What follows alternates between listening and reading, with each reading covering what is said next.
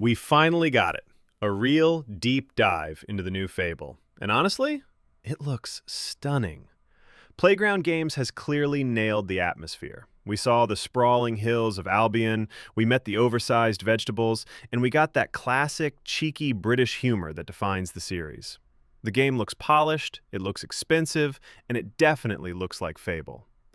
But as I watched the developer direct, nodding along to the promises of choices and consequences, something started nagging at me, a question that didn't get answered. We heard about reputation, we heard about customizing our hair and scars, but are we actually going to change? I'm talking about the one mechanic that made Fable, Fable. I'm talking about physical, dynamic character morphing. And right now, I'm worried it might be missing. Let's look closely at what was said. In the overview, the developers mentioned that we can, quote, pick from a range of different character heads and customize clothing, hair, skin tone, tattoos, and scars. They said they want the hero to represent you. Now, in any other RPG, that sounds great. Standard, modern character creation. But Fable isn't any other RPG. In the original trilogy, you didn't just pick a look and stay that way. Your body was a living record of your actions.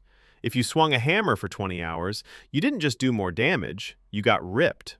Your shoulders broadened, your muscles bulged. If you relied on skill and speed, you became lean and tall. If you spammed lightning spells, your skin cracked and glowed with arcane energy. The game didn't ask you who you wanted to be, it showed you who you were. This is the heart of the issue. Fable has always been about exaggeration. It's a caricature of a fantasy world. When they say choices have consequences, that shouldn't just mean a giant corpse rotting in a field, though that is cool. It means personal consequences. If I decide to be a glutton and eat 50 apple pies to heal during a boss fight, I want to get fat. I want my hero to physically struggle to button their jacket. If I decide to be a saint, I don't just want villagers cheering, I want that soft, ethereal glow. And if I choose to slaughter a village, I want the horns. I want the red eyes. I want to look like a nightmare. In the footage we saw, the heroes looked consistent. Beautifully rendered, sure, but static. Whether they were using magic or swords, their physical builds seemed locked to that initial character creator. If we lose dynamic morphing, we lose the visual progression that made leveling up in Fable feel so rewarding. It's the difference between telling me I'm strong and showing me I'm strong. I understand the fear. In modern gaming, people want their characters to look pretty or cool all the time. Maybe Playground Games is worried that players won't like it if their character accidentally gets bulky or ages prematurely because they use too much mana. But that weirdness is the DNA of this franchise. Fable is weird, it's grotesque, it's funny.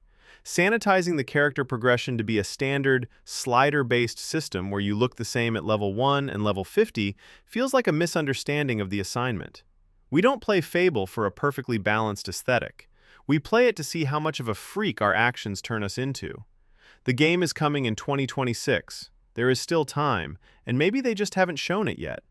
Maybe the will lines and the morality morphs are being saved for a later reveal.